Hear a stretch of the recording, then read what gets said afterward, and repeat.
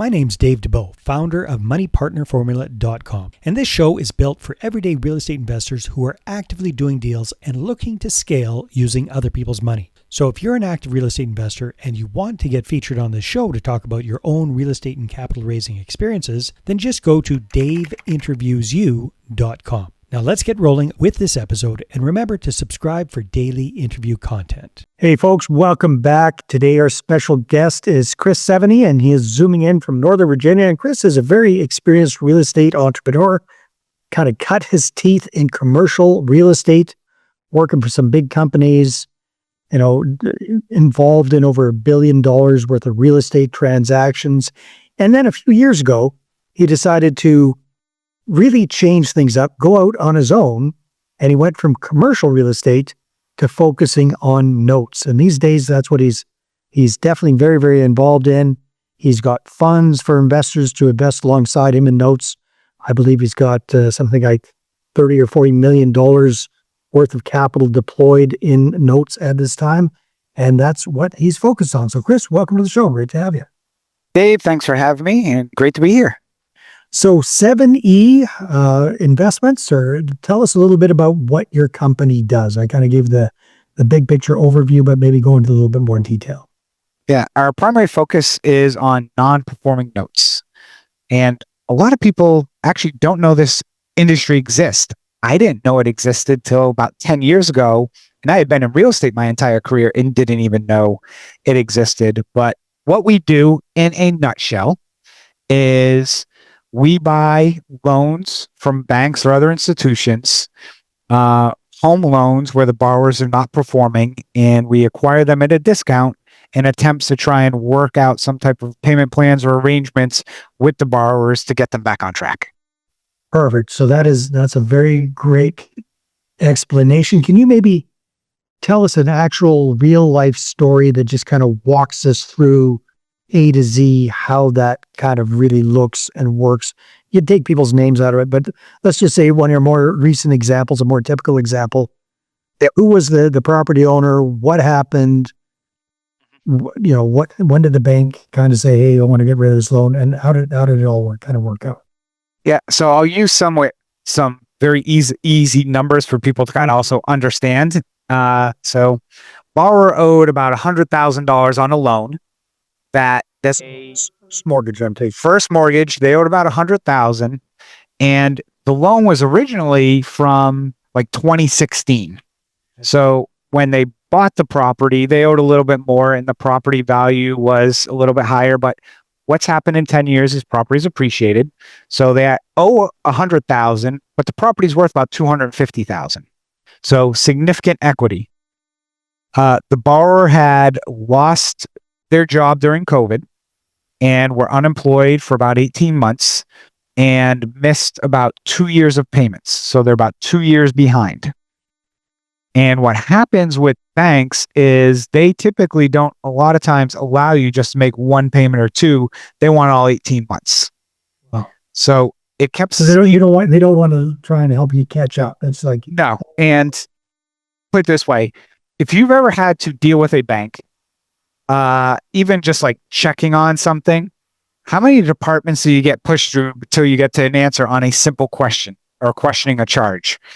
Imagine somebody who's behind on their payment trying to come up with a plan of, hey, can we work towards a plan? And what was happening in this instance, believe it or not, is the bank said, fill out the paperwork, we'll review it, and we'll try and modify your loan. And the borrower did that. And by the time it made its way all the way through everybody in the bank, it was more than 90 days old, all that paperwork. The bank has an internal policy that all paperwork has to be within 90 days. So it was the Windows death spiral, as you know, basically the person could not do anything because the bank was too slow. The bank decides we don't want to deal with these loans anymore, so we want to sell them. And they sold them to us at roughly, let's say, $70,000. So that's our $100,000 mortgage. You bought it for $70,000, but the borrower has not paid anything for 2 years, basically. Correct. But they're trying to. God. So we step in, and what usually borrowers first get gun shy hesitant with is, we have a servicing company who does the communication, but we tell them, hey, the lender wants to work with you, and work out a plan, and even has this plan to offer you, which is if you could come with $7,500 down, and then the payment on this loan was roughly about $750. So we're trying to see if they could come up with $7,500 down, and then if they can make that $750 payment for the next 6 months, we'll take all that past due, modify the loan by rolling it into the loan and just extending the maturity date. So we're just pushing the loan out. And the borrower comes back and says, yes, we can do that. Okay. So we get $7,500. In this process, I make it sound quick. It takes usually 3 to 4 months. It doesn't happen overnight. Of course not. Sometimes we may even have to have the attorney send a demand letter just to get the people in play. But, so we get $7,500, and then we get 6 months of payments, which is another $4,500. So we just got $12,000 from them. Now, most of your mortgage is, typically more interest than principal. So we got $12,000. We're going to say the balance is $95,000 right now. We then, because the borrower now, we modify the loan, they've been making payments, we then turn around and look to sell that back on the secondary market. So just a quick little timeout for a second, Chris. Yep. So the original $100,000 loan, yep, that include all of the fees and back interest and penalties that the bank was charging for the... Yes. In this instance, I kept it as yes. Got it. Okay. So that's all bundled in. Got it. Okay. Yep. Sorry. Continue. Yeah. Yep. So we get $12,000. So now our cost basis is $58,000. The borrower still owes $95,000 after all of that because of, late interest and everything else. Then we turn around and we look to sell that back on the secondary market. Instead of selling it 70 cents on the dollar because that was, damaged, it's now considered reperforming. So it might sell for 85 to 90 cents on the dollar. So now all of a sudden it sells for, let's just say it's sold for $80,000. So our basis is 58. We're now selling it for 80. So now we made $22,000 on our $70,000 investment. Very nice. And that happens within about 6 to 9 months kind of thing. Yeah, it's usually about an average of a year. Sometimes it can take longer. Okay. So this is what we consider the bread and butter scenario of what happens in a perfect storm. And people are like, wow, that's a really good return. It's like, yes, when it happens, it's like building. Glides up perfectly. Yeah. The muse absolutely. And think about anyone who's ever built a house. If you can build a house in under budget and under cost, that's the scenario here. But how many homes does a builder build that are actually under budget and then, under budget and under? The typical scenario.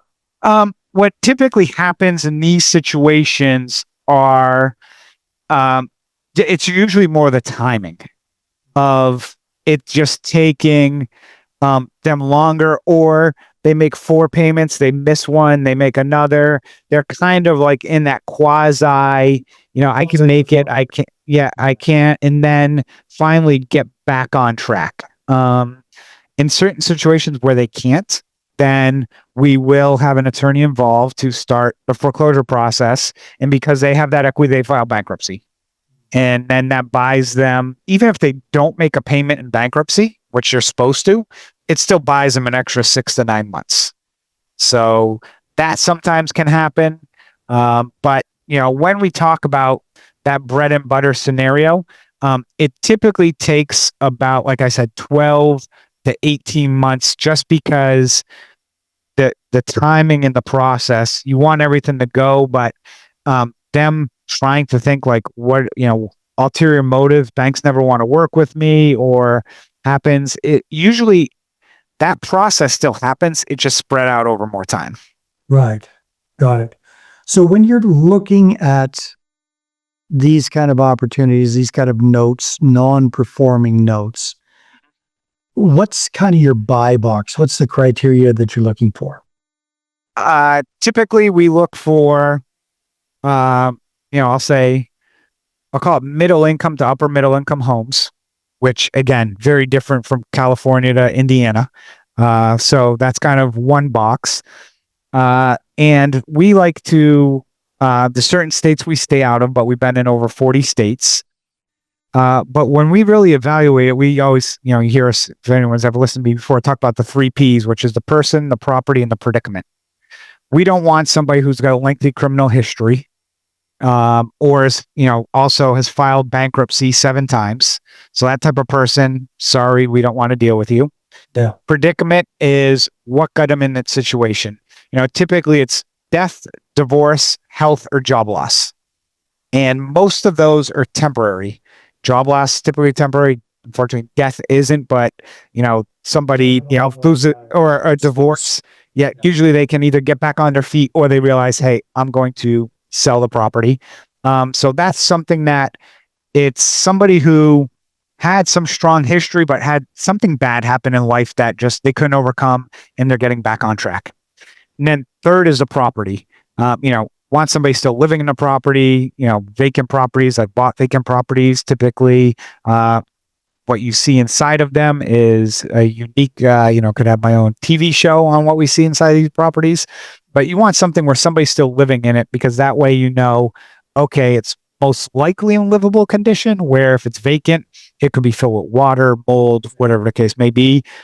And because we don't get to see the insides of these properties, when we're trying to put good numbers to these, it's difficult to value the property accurately. With somebody living in there, typically you can get a better range for value compared to something that's completely vacant. Hey there, if you're a capital raiser, a syndicator, or a fund manager, and you're looking for a steady flow of incoming accredited investor leads, then go ahead, grab a free copy of my new book, How to Get 20 Accredited Investor Meetings Every Month Without Cold Calling, Networking, or Chasing People. You can get that at 20accreditedinvestorsbook.com. Again, that's the number 20accreditedinvestorsbook.com. And where are you typically finding these notes? Are banks selling them onesie twosies? Do you have to buy them in blocks? Kind of how does that side of things work? You can do it both ways. Typically, banks will use a third-party affiliate. Just like you go to sell a home, you're going to use a real estate agent to market it for you. Banks use companies that are actually like business brokers, merger and acquisition companies. They have a whole department called whole loan trading that they know, I have this deal of single family non-performing. I know these 30 people who we've sold to in the past, and they're legitimate, because banks aren't going to know, who to go sell these things to. So there's companies, and banks will use them because the buyer pays the fee, the commission to the seller. So it doesn't cost the banks anything. So it's easier for them. Hey, I don't have to deal with all this stuff. Send it through somebody else. They collect all the bids, provide me all the offers that we get on them, and then the bank can pick and choose what they want to do. I see. So, yeah, that makes a ton of sense. Now, on the other end, when you're selling them, how do you typically sell them? Do you go through the same guys that you bought them through, or do you have your own venues for selling these notes? We have both. So we go through some of the same people we go through, but also we've got a lot of relationships that will also reach out to individuals, because also if they don't have to pay a commission to it, they might give a little better price to the loan as well. And commissions usually, give an idea, 1 to 2.5%. So not a ton of money, but it makes a difference in the scheme of things. But we do both ways. One is we'll go to people we know and say, hey, we got these assets for sale. And we'll also go to some of the larger players to put it out on their network. Very cool. So obviously you're all in on this. How are you using investors and investor capital to run your business? Like how does that typically work for you, Chris? Yep. So we have a fund that has over 800 investors, and the money that we raise from investors goes to buy assets, because when you think about it, it's easy to get a loan to go buy a piece of property. It's not easy to go get a loan from a bank to tell a bank, hey, I want a loan to go buy a non-performing loan. Especially a non-performing loan. Exactly. Believe it or not, there are some lenders out there that do that, but you have to have, basically, a $50 million or $20 million balance sheet to get that type of leverage. So you can't just typically just go get one or whatnot. So we raise money to go buy loans, and we don't have any other debt on our balance sheet. So when you look at it from a capital stack perspective, our investors at that bottom of the capital stack, which when I'm an investor, that's the place I want to be, is, the closest to the money, not furthest away from the money. Yeah. Okay, very good. So you bring the investors on board in a fund. You've got 800 of them. How do you usually, how does the revenue work? Are you just giving your investors a fixed rate of return? Are they sharing in on the upside? Kind of, how does that structure work for you? Yeah, so great question. They get a preferred return, and certain investor classes get a small percentage of the upside as well. So it really depends on where they're coming in on the investment from that standpoint. One thing I'll mention is, for people who are like, oh, I want to go start a note fund, you have to look at it as an income play, not an equity upside play. And the reason being is leverage. Leverage to me is an enhancer, or one way or the other. It can enhance returns or it can enhance losses. Like, I'm just going to say multifamily as an example. If you go leverage 75% on a multifamily deal, you probably know someone who did that 3-4 years ago, and now they're getting crushed. But I bet you they were probably telling you it was going to be a 25% annual return on that investment when it came out. What happened? When you don't have debt to, basically enhance the returns, that has an impact on that type of fund. And we like to say we're to be called the lazy river of the investment, not the roller coaster where, we like to hit the singles and doubles on our investments, sometimes triples. We don't go for the grand slams that, we're going to make 100, 200% return on an asset. When you talk about also what you make on an asset, that doesn't include all your corporate overhead and everything else that runs into it. That's only on an asset basis. So you have to factor all that stuff in. But No, that makes a lot of sense. So Chris, we're kind of, my goodness, already over halfway through 2025. Mhm. Where are you taking the company over the next year or so? Where do you see things going for you? Yeah, we continuing to grow. This year has been, from a, every aspect of our business has been our best year we're 3 years in. So it's our third year. We're having the best year to date that we've had. Knock on wood, let's keep that going. Nice. And where we see our business going is we continue to see more distress in the markets. Credit is tightened, interest rates have risen. So it's harder for people to continue to pay. And what we see through every aspect is a lot of people who are equity rich, cash poor, meaning they can't make that monthly payment, but they're sitting on 200,000 or 300,000 in equity on a property. Right. We see that through owner occupied. We see it through investors as well, who now, because of insurance, taxes, everything has gone up, except what's important to most people, your salaries.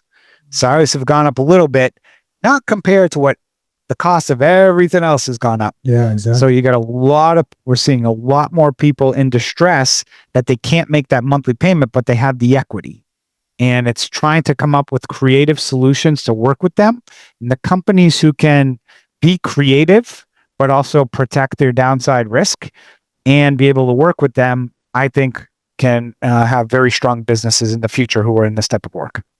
So dumb question, Chris. Under that situation, somebody's interest rate has spiked, their monthly payments are way beyond what they can do now.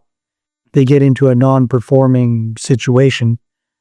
How do you guys go in and turn that around creatively to help them get out of that situation if that's what they're in? Like if they can't afford the current pricing, how do you do? Yeah. So we look at each unique situation differently because it's not a one size fits all box. Each borrower has a unique situation, and based off of that, we really got to analyze first, can we help this person? Can they save the property from them? Or can we get them to realize, hey, look, you just can't afford this property. Sell it before we foreclose so you can get the equity out of it and go find something else. Now, ways we can work with them in those situations are, again, modifying the loan so it shows current on their credit, or give some type of reduced payment over a period of time, again, so they can rebuild credit. So if they sell, then, their credit score isn't 500. It can, they can still show their payments. That's one avenue to work with somebody, just as an example. But there's some borrowers where we had one recently, unfortunately, there was just nothing we could do because they couldn't even afford the tax payment on this property anymore. And we basically looked at them and said, hey, look, you can't afford it. It's just racking up the fees and everything else. We can either give you what's called a deed in lieu. We'll give you cash and just hand us the deed, or get an agent. We'll hook you up with an agent in the area who can get this thing sold for you. So, you can get money back as much as possible from them. One thing that, again, we are a business. Every business is in it for profit. But in the same token, I also don't want somebody to give me $2,000, that's all they have, to think they can afford a house only for me to foreclose 6 months later. Right. And, that money is not going to break our bank. But also what we find is, by not doing that, the borrowers are more willing to work with us, which gets a house sold faster, which actually ends up being better off for us in the long run anyways. Well, yeah, because I was just thinking, if we zoom out for a second, let's say it's a $300,000 property and you buy there's a $150,000 underlying mortgage that you guys buy for $100,000, let's say, right? At the end of the day, when they sell that property, you're going to get discharged $150,000, right? Which correct amount. So you've got that built-in cushion right there. That's what helps you to gives you some flexibility. And time is money in our business. Time is the most important thing. Time is money. Yeah. No, that makes a lot of sense, Chris. Well, hey, thank you very much for explaining how the whole non-performing note business works. I'm sure there's going to be a lot of people interested in finding out more. So if people want to connect with you, where should they go? Yeah, you should go to our website, 7einvestments.com, the number 7, the letter E, investments.com. Has all my contact information. You can reach out and feel free to ask us questions or learn more about our offerings. We've got a team or staff here spread across the U.S. that can answer any and all questions. Awesome. Thanks very much for being on the show. That was fun. Thanks for having me, Dave. All right, everybody, take care, and we will see you on the next one. Hey there, I really hope you enjoyed that episode. And as always, if you want to listen to more daily interview content, make sure you subscribe. And if you're an active real estate investor and you're doing deals and you'd like to get featured on this show, then just head over to daveinterviewsyou.com.